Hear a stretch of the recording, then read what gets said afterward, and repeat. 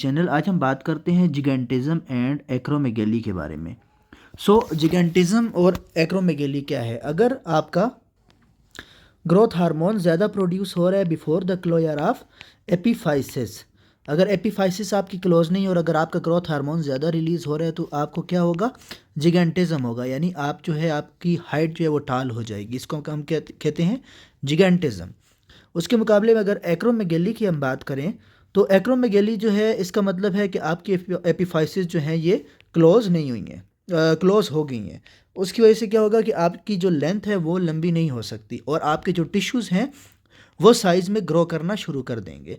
जब tissues grow करना शुरू कर देंगे और बोन्स जो हैं आपकी बोन्स जो है आपकी हॉरिजॉन्टली ग्रो करना शुरू कर देंगी, थिक होना शुरू हो जाएंगी। इसको हम कहते हैं एक्रोमेगेली। अगर हम बात करें इनके कॉजेज़ के बारे में तो जो मेन कॉज है इसका वो माइक्रो एडिनोमा है या मैक्रो एडिनोमा है जो पिट्यूटरी के अंदर होता है। इसके अलावा जो है एक्स्ट्रा पिट्यूटरी भी हो सकता है जिसमें growth hormone releasing hormone mostly release हो रहा होता है मेलिग्नेंसीज से, फॉर एग्जांपल सीए लंग। अगर हम बात करें इसमें क्लिनिकल फाइंडिंग्स के बारे में तो क्लिनिकल फाइंडिंग्स जो होती हैं वो मेनली मैटर करती हैं। मेनली जो क्लिनिकल फाइंडिंग्स हैं वो मैटर करती हैं एक्रोमेगेली में। तो एक्रोमेगेली में आप अगर क्लिनिकल फाइंडिंग्स की बात करें तो हाथ जो होते हैं पेशेंट के वो थिक होते हैं और बड़े होते हैं हाथ, और इसमें जो फिंगर्स होती हैं उनमें रिंग्स जो हैं वो रिंग्स का साइज़ जो होता है उनका बड़ा हो जाता है, और स्पेशली जो होते हैं इनके लार्ज हैंड्स होते हैं और साथ में इनके जो हैंड्स होते हैं वहाँ पर स्वेट ग्लैंड्स की हाइपरट्रॉफी होती है। तो स्वेट ग्लैंड्स की जब हाइपरट्रॉफी होगी तो अब अगर हैंड शेक करेंगे तो मॉइस्ट डॉई हैंड्स होंगे इनके। ये हो गई हैंड्स की बात। फिर कार्पल टनल सिंड्रोम हो सकता है इनको, carpal tunnel syndrome. Carpal tunnel syndrome इसमें क्या है कि मीडियन नर्व की कंप्रेशन हो जाएगी टिश्यूज़ के दरमियान। फिर इसके बाद आ जाते हैं नेक्स्ट फीचर पे। उसमें अगर हम बात करें तो बाईटेम्पोरल हेमीइनोपिया, बाईटेम्पोरल हेमीइनोपिया। बाईटेम्पोरल हेमीइनोपिया क्यों होगा? क्योंकि ये ऑप्टिक क्याज्मा के ऊपर जब ट्यूमर कंप्रेस करेगा, अगर पिट्यूटरी ग्लैंड में जब ट्यूमर होगा तो ऑप्टिक क्याज्मा के ऊपर कंप्रेशन करेगा और उसकी वजह से बाईटेम्पोरल हेमीइनोपिया होगा। पेशेंट जो है वो हाइपरटेंसिव होगा। इसके अलावा इसमें LVH होता है, LVH, और हार्ट फेलियर डेवलप हो सकता है विद रिड्यूस्ड इजेक्शन फ्रैक्शन। तो heart failure with reduced ejection fraction भी डेवलप हो सकता है। इसके अलावा जो टंग है वो लार्ज हो जाएगी, टंग लार्ज हो जाएगी जिसको हम कहते हैं मैक्रोग्लोसिया। जो लेरिंग्स और फेरिंग्स जो है इनके जो सॉफ्ट टिश्यूज़ हैं लेरिंग्स और फेरिंग्स के, इनके सॉफ्ट टिश्यूज़ जो हैं इनकी भी हाइपरट्रॉफी हो जाएगी और उसकी वजह से क्या होगा कि आपका जो वॉइस है वो चेंज होना शुरू हो जाएगी, वॉइस थिक हो जाएगी। इसके अलावा आपके जो मैंडेबल है, मैंडेबल साइज़ में लार्ज हो जाएगा, और जब मैंडेबल साइज़ में लार्ज होगा तो आपके जो चिन है और जो आपकी स्पेसिंग है टीथ में वो भी ज़्यादा हो जाएगी, वाइड स्पेसिंग हो जाएगी टीथ के दरमियान, वाइड स्पेस्ड टीथ। फिर अगर हम बात करें आपके फेस के बारे में तो कोर्स फेशियल फीचर्स होंगे, course facial features, course facial features, course facial features. इसके अलावा ऑब्स्ट्रक्टिव स्लीप एपनिया ऐसे पेशेंट को, ऑब्स्ट्रक्टिव स्लीप एपनिया ऐसे पेशेंट्स को हो सकता है, ऑब्स्ट्रक्टिव स्लीप एपनिया। अगर हम बात करें ऐसे पेशेंट्स में ग्लूकोज टॉलरेंस होती है, glucose insulin intolerance, insulin sensitivity कम हो जाती है।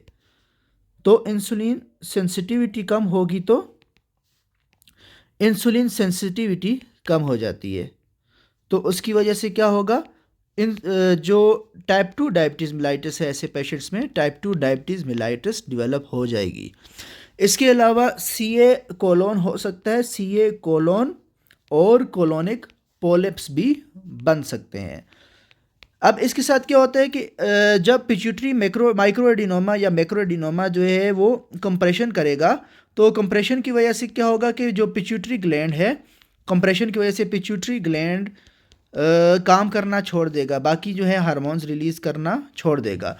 तो उसकी वजह से क्या होगा कि जब कंप्रेशन होगी पिट्यूटरी की और बाकी ग्लैंड जो है वो काम नहीं कर रहा, तो इसका मतलब है कि हाइपोपिट्यूटरिज्म होना शुरू हो जाएगा। तो टीएसएच रिलीज़ नहीं होगा, टीएसएच रिलीज़ नहीं होगा तो थायराइड ग्लैंड जो है उसकी अलाइनमेंट हो जाएगी, जब आपको हाइपोथायराइडिज्म मिलेगा और गाइटर मिलेगा इसमें। इसके अलावा इसके साथ साथ प्रोलैक्टिन का रिलीज़ भी ज़्यादा होता है, प्रोलैक्टिन का रिलीज़ भी ज़्यादा होता है। और यही वजह है कि जो पेशेंट्स होते हैं उनमें मेंस्ट्रुअल इरेगुलरिटीज़ और मेन में लॉस ऑफ लिबिडो और एरेक्टाइल डिसफंक्शन हो सकता है, एरेक्टाइल डिसफंक्शन हो सकता है। फिर अगर हम बात करें इसमें जॉइंट्स की, तो जॉइंट्स में जो है डीजनरेटिव आर्थराइटिस होता है, degenerative arthritis, degenerative arthritis, degenerative arthritis होगा। और स्पाइनल कैनाल स्टीनोसिस होगी, स्पाइनल कैनाल स्टीनोसिस। और साथ में जो पेशेंट होगा उसके फीट साइज़ में बड़े होंगे, फीट जो हैं वो लार्ज होंगे साइज़ में। ये most of the clinical features मैंने कोशिश की है कि इसमें कवर कर लूँ। फिर अगर हम बात करें इसमें लेब्स की कि आपका डायग्नोसिस कैसे होगा, तो आपने IGF-1 लेवल्स जो हैं वो सीरम में मेजर करने हैं। ये सेंसिटिविटी, इस टेस्ट की सेंसिटिविटी हाई है, मतलब अगर ये नॉर्मल है तो इसका मतलब है कि आपको जिगेंटिज्म या एक्रोमेगेली नहीं है। लेकिन अगर ये रेज्ड आ जाए तो इसका मतलब है कि आपने OGTT या फिर आपने ग्लूकोज सप्रेशन टेस्ट करना है, ग्लूकोज सप्रेशन टेस्ट करना है आपने। OGTT में ये है कि आपने जो है पहले ग्रोथ हार्मोन लेवल्स देख लेने हैं ग्लूकोज देने से पहले, और फिर उसके बाद जो है आपने ग्रोथ हार्मोन दे के दोबारा जो है आप ग्रोथ हार्मोन के लेवल्स देख के आपने जो है OGTT करना है, यानी 75 ग्राम जो है आपने ग्लूकोज देना है, 75 ग्राम ग्लूकोज ओरली देना है। और उसके 2 घंटे के बाद जो है आपने 2 आवर्स के बाद आपने ग्रोथ हार्मोन के लेवल्स देख लेने हैं। अगर ये कम नहीं होते, अगर कम नहीं हो रहे, तो इसका मतलब ये है कि पेशेंट को ग्रोथ हार्मोन का रिलीज़ पेशेंट में ज़्यादा है, तो एक्रोमेगेली या फिर जिगेंटिज्म हो सकता है। ये का एक कन्फर्मेटरी टेस्ट है। इसके अलावा जो ग्लूकोज सप्रेशन टेस्ट है, ग्लूकोज सप्रेशन टेस्ट में आपने 100 ग्राम ग्लूकोज देना है, और इससे देने से पहले जो है आपने उसी तरह ग्रोथ हार्मोन के लेवल्स देखने हैं, और फिर उसके बाद जो है आपने दोबारा चेक करने हैं आफ्टर 1 आवर। तो अगर ग्रोथ हार्मोन के लेवल ज़्यादा हैं तो इसका मतलब ये है कि आपको एक्रोमेगेली या फिर जिगेंटिज्म कन्फर्म हो गया है। आपने एक चीज़ याद रखनी है कि लिवर किडनीज, इसके अलावा अगर एक्सरसाइज है, बंदा कोई एक्सरसाइज सीवियर कर रहा है, एक्सरसाइज के साथ साथ अगर हम बात करें मेल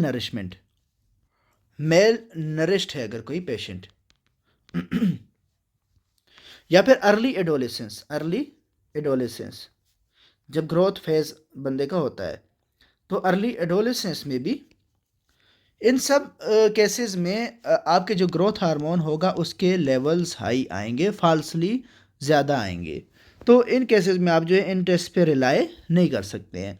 लेकिन अगर जो है एक बार आपके पास पॉजिटिव आ गया है कि आपका ग्रोथ हार्मोन जो है उसकी प्रोडक्शन ज़्यादा है, तो फिर आपने MRI ब्रेन करना है ताकि आप पिट्यूटरी माइक्रो एडिनोमा को देख सको, पिट्यूटरी माइक्रो एडिनोमा या मैक्रो एडिनोमा जो भी है आप उसको देख सको। और अगर जो है यहाँ पर सोर्स नहीं है तो फिर आपने growth hormone, releasing hormone levels देखने हैं, और साथ में आपने जो है सीटी चेस्ट, एब्डामेन एंड पेल्विस, सीटी कैप करना है आपने, ताकि जो है आप आइडेंटिफाई कर सको कि सोर्स क्या है। इसकी अगर हम ट्रीटमेंट की बात करें तो ट्रीटमेंट जो है इसका मेनली रिलाई करता है सर्जरी पे, कि आपने जो है माइक्रो सर्जरी करके ट्रांसफिनाइडल रिसेक्शन कर लेनी है पिट्यूटरी में जो माइक्रो एडिनोमा है उसकी। और अगर जो है अगर आप सर्जरी नहीं कर सकते हो तो फिर सोमेटोस्टेटिन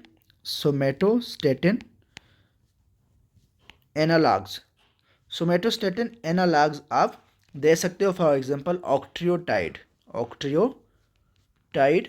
इसके अलावा आप ब्रोमोक्रिप्टीन जो कि डोपामीन एगोनिस्ट है, ब्रोमोक्रिप्टीन जो कि डोपामीन एगोनिस्ट, ये क्या करता है, ये भी ग्रोथ हार्मोन के रिलीज को इनहिबिट कराता है।